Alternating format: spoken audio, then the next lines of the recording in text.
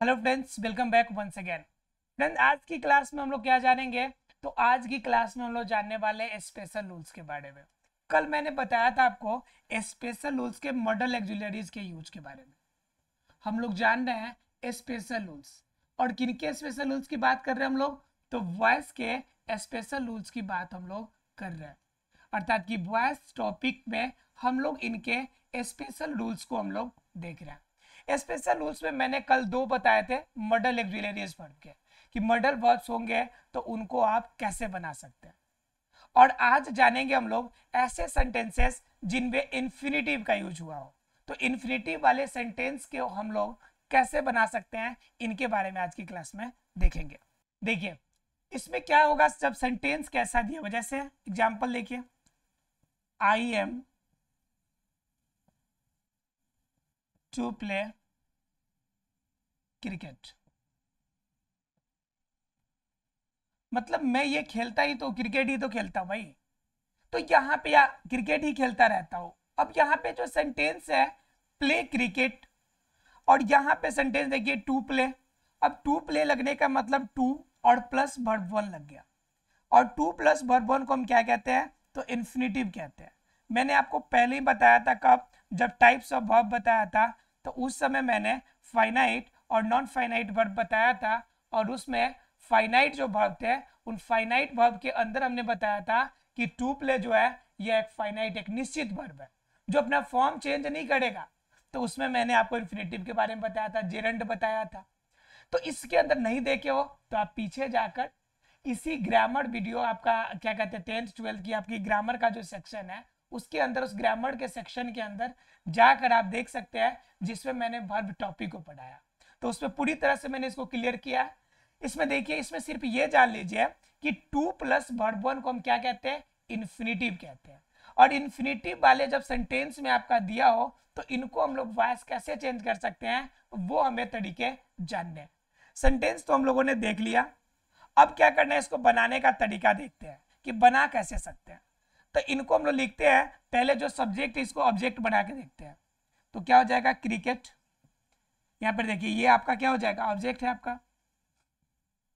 To play तो infinitive है। आई क्या है यहाँ पे? सब्जेक्ट है। और यहाँ पे एम क्या है? हेल्पिंग वर्ब है। क्लियर है? अब यहाँ पे क्या करना है कि यहाँ पे जो ऑब्जेक्ट है इनको सब्जेक्ट बनाना है। तो ऑब्जेक्ट को सब्जेक्ट बनाएंगे तो क्रिकेट है, तो क्रिकेट को अगर सब्जेक्ट के फॉर्म में लिखे तो क्रिकेट ही रहेगा, इसमें तो कोई चेंजेस नहीं आएगा। अब बताइए, क्रिकेट के साथ इज लगेगा, एम लगेगा या आर लगेगा? तो क्रिकेट के साथ जब लगेगा तो एक ही वर्ड लगेगा, क्या? इज लगेगा। तो क्रिकेट इज हो गया, यानी क्योंकि क्रिकेट एक ही गेम है। उसके बाद क्या? इज लग गया। उसके बाद बात आती है कि अब हमारे पास वर्ब है, इसको हम कैसे बनाएंगे? क्योंकि टू प्लस वर्ब वन है। तो टू के बाद कभी भी जो वर्ब का फॉर्म लेता है वह वर्ब वन के अलावा कोई फॉर्म नहीं लेता है।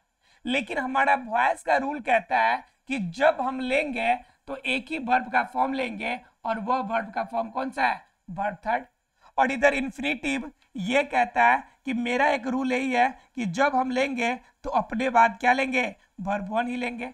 अब बताइए, इस दोनों के झगड़ा है, ये दोनों का अपना अपना जिद है। इन्फिनिटिव कहता है कि भाई हम वर्ब वन छोड़ के कुछ नहीं लेंगे। अब वॉइस कहता है कि भाई हम वर्ब थर्ड छोड़ के कुछ लेंगे नहीं। अब बताइए, जब हमें एक्टिव वॉइस से हमें पैसिव में अगर कन्वर्ट करना है, तो दोनों के बीच में कोई ना कोई ब्रिज तो बनाना पड़ेगा। इन दोनों के बीच में कोई ना कोई कोलैबोरेशन तो करना पड़ेगा। किसी न किसी वजह से कोऑपरेट एक दूसरे को करना पड़ेगा, तब ना चेंज होगा जी। तो सोचिए कि ये एक्टिव वॉइस से पैसिव वॉइस में चेंजेस कैसे होगा अगर ये रूल को फॉलो नहीं करेगा। अब इन दोनों की प्रॉब्लम में एक बीच का रास्ता समझ में आता है।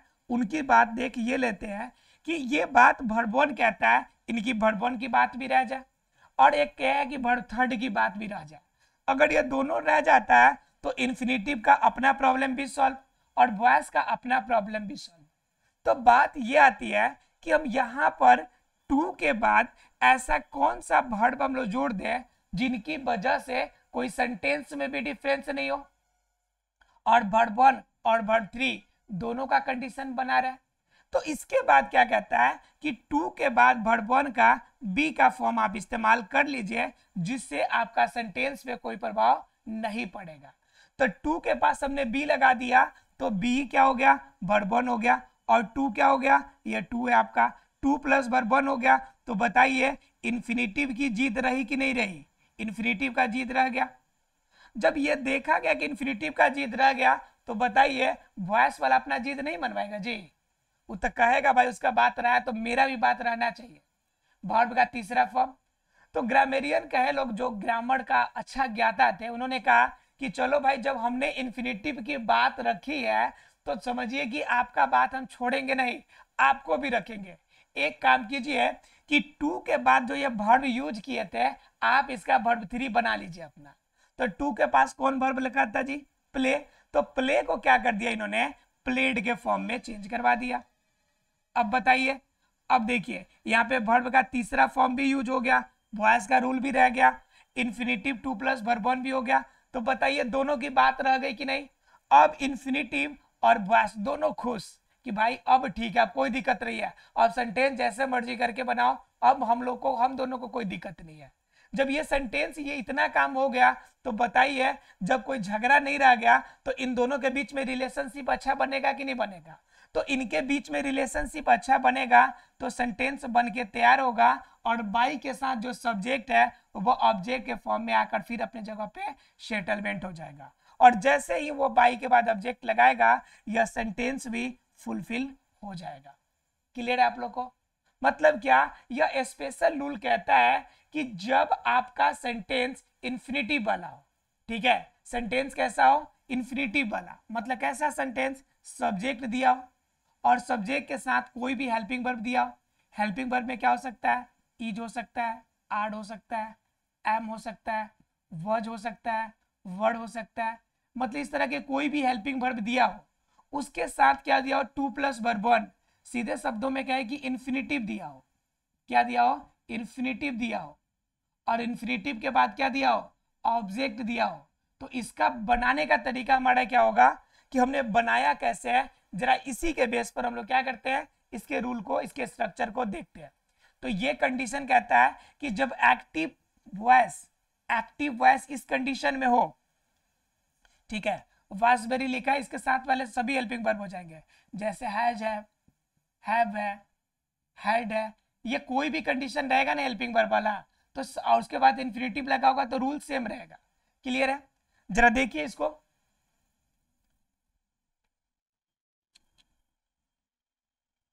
कि इनका स्ट्रक्चर क्या होगा, कि हम बनाएंगे कैसे। तो ये कहता है कि हमने यहाँ पे किया क्या, हमने क्या कर लिया कि इस ऑब्जेक्ट को पहले लाया है। मतलब क्या, हमने पैसिव वॉइस में पैसिव जब बनाया है तो हमने क्या किया है कि जो ऑब्जेक्ट था उसको शुरू में लेकर आया। तो शुरू में लेकर आने का मतलब क्या हो गया कि जो सब्जेक्ट था उसको हमने ऑब्जेक्ट के फॉर्म में यूज किया है। क्लियर है। उसके साथ हम लोगों ने क्या किया है कि उसके बाद जो हेल्पिंग वर्ब था वो हमने हेल्पिंग वर्ब ले लिया, अर्थात क्या, इज आर एम। उसके बाद क्या था, जो टू था, इस टू को बैलेंस करने के लिए हमने एक वर्ड बाहर से जोड़ा है, जिनकी वजह से इन्फिनिटिव और वॉइस दोनों का झगड़ा खत्म हो, और वह वर्ड कौन सा था, तो बी था। तो टू के साथ हमने क्या यूज कर लिया, बी यूज किया। फिर उसके बाद वॉइस की बात रखने के लिए हमने कहा कि इन्फिनिटिव के साथ जो वर्ब लगा होगा उस वर्ब का कौन सा फॉर्म यूज कर लीजिए आप, थर्ड फॉर्म। उसके बाद हम लोगों ने क्या कहा कि पूरी झगड़ा जब सेटलमेंट हो गई तो लोगों को भी सेटलमेंट करते हैं, और बाई के साथ जो सब्जेक्ट है उसको किस फॉर्म में चेंज कर दिया हम लोगों ने, ऑब्जेक्ट के फॉर्म में चेंज कर दिया। क्लियर है। तो बताइए कि ये सेंटेंस पूरी तरह से पैसिव का क्लियर हो गया, एक्टिव का पैसिव क्लियर हो गया पूरी तरह से।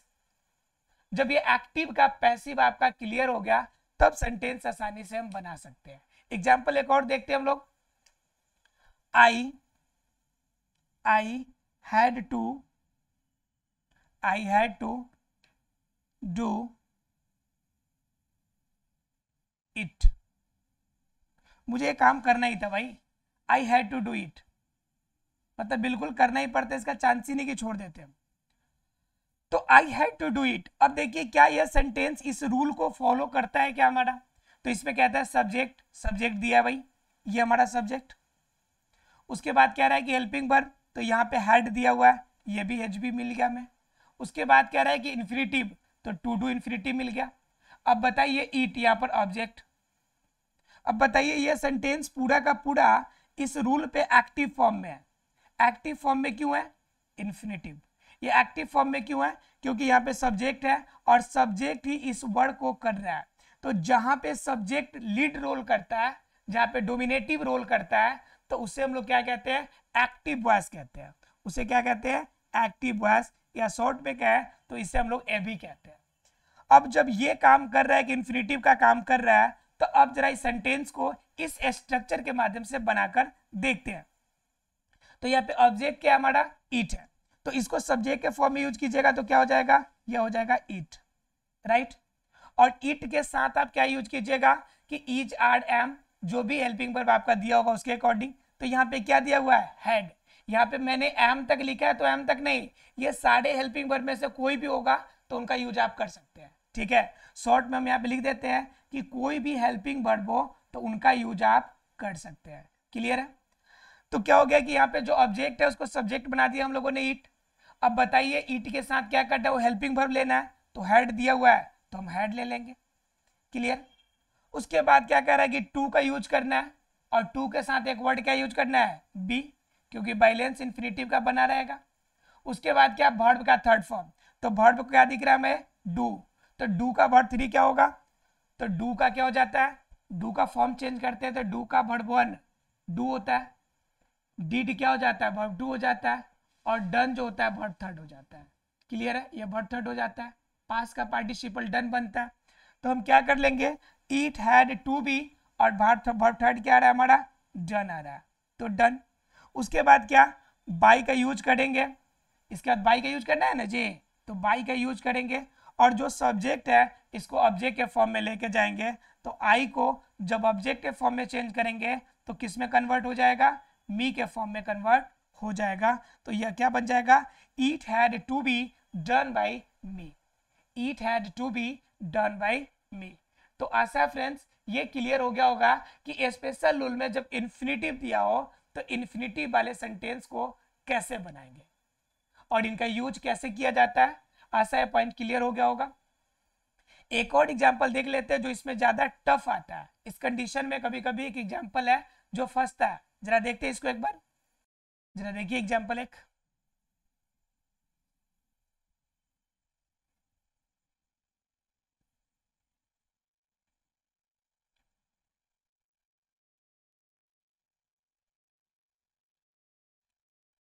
दे are to play match today. जरा सेंटेंस में देखिए इसमें अदर वर्ड भी दे दिया है टुडे। अब इनका यूज कहां करेंगे, कैसे करेंगे? टू प्ले तो मान लीजिए कि यहाँ पे इन्फिनिटिव हो गया, टू प्ले क्या हो गया? यहाँ पे इन्फिनिटिव हो गया, ठीक है। टू प्ले हो गया, दे यहाँ पे सब्जेक्ट भी हो गया, यहाँ पे मैच जो हो गया ऑब्जेक्ट के फॉर्म भी हो गया, लेकिन यहाँ पे एक टुडे जो है यह अदर वर्ड के फॉर्म में आ गया। अब इस सेंटेंस को हम कैसे बनाएंगे? तो सेंटेंस का रूल जो होगा, हम बार बार कहते हैं कभी भी मनोभावना पे नहीं जानी है, स्ट्रक्चर देखना है और स्ट्रक्चर के बेस पर ही आपको बनानी है, स्ट्रक्चर से बाहर आपको जाना ही नहीं है। तो क्या करना है हमें कि इसमें ऑब्जेक्ट को उठाना है सब्जेक्ट के लिए। तो ऑब्जेक्ट क्या हमारा? मैच है, उठाइए इसको, तो ये मैच हो गया। अब इसके साथ क्या आप एक्जुलेटिव वर्ब यूज करेंगे? तो आर दिया हुआ है तो इसके साथ क्या यूज कर लीजिए? यूज कीजिए, इज यूज कीजिएगा, क्योंकि मैच सिंगुलर फॉर्म में है तो इज यूज होगा। और उसके साथ जो इन्फिनिटिव है, इन्फिनिटिव है तो इसमें टू वर्ड दिया हुआ है, तो टू के साथ बैलेंस बैठाने के लिए क्या यूज करना है आपको? बी ई यूज करना है, टू बी। उसके बाद जो वर्ब दिया उसका थर्ड फॉर्म प्लेड,